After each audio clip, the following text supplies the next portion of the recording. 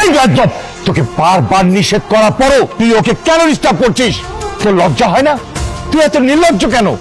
বাবা তুমি এখানে? হ্যাঁ আমি এখানে।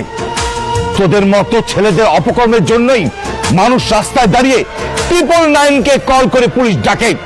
হেই, তুই এত নির্লজ্জ কেন রে? তোর নিজের প্রতি লজ্জা হয় না? স্যার, এটা আপনার ছেলে? হ্যাঁ মা, এই বেয়াদবটাই আমার ছেলে। আমি ওকে ঠিক মতো মানুষ করতে পারি নাই। কিন্তু বাবা। চুপ থাক, একটা কথা বলবি না। এতদিন আমার সরলতা দেখেছিস, ভালোবাসাটা দেখেছিস। আজকে তোকে থানায় নিয়ে গিয়ে বুঝিয়ে দেবো যে আমি প্রয়োজনে কতটা কঠোর হতে পারি। একে থানায় ধরে নিয়ে যাও। তুমি একা কেন? আমার ছেলে কই? অপরাধীকে বিচার না করে ছেড়ে দেওয়া যায় না, সেটা তুমি জানো না? মানে কি? আর আমার ছেলেকে আনলা না, আবার বলতেছো অপরাধী? একদম চুপ থাকবা। ওই মেয়ের আশেপাশে হতে থাকবি, আর ওই মেয়ের ছায়া হতে পারবি না বলে রাখলাম। মাহি, দাঁড়াও, তোমার সাথে আমার কিছু কথা আছে। কি বলবেন বলেন। তুমি হৃদয়ের বিরুদ্ধে মামলাটা তুলে নাও না, হৃদয় কখনো তোমাকে ডিস্টার্ব করবে না। পুলিশ ধরে নিয়ে গেছে, পুলিশকে বলুন। আমাকে এসে বলছেন কেন? চলুন তো মামা। আমি তোমার মায়ের মতন, আমি জানি আমার ছেলেটা অনেক বড় অন্যায় করে ফেলছে, এই জন্য আমি অনেক লজ্জিত মা।